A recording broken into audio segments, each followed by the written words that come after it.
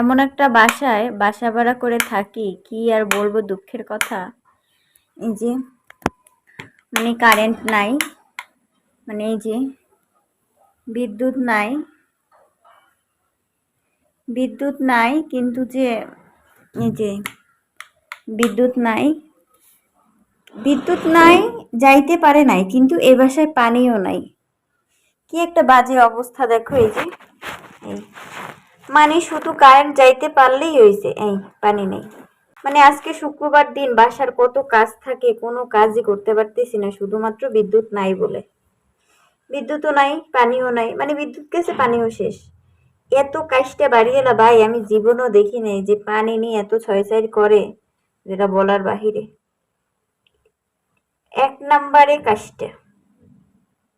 আমরা কি মাগনা থাকতেছি? আমরা টাকা দিয়ে থাকতেছি, আমরা বিদ্যুৎ বিল দিতেছি, আমরা পানি বিল দিতেছি, কিন্তু আমাদের পানি ঠিকঠাক মতো দেয় না।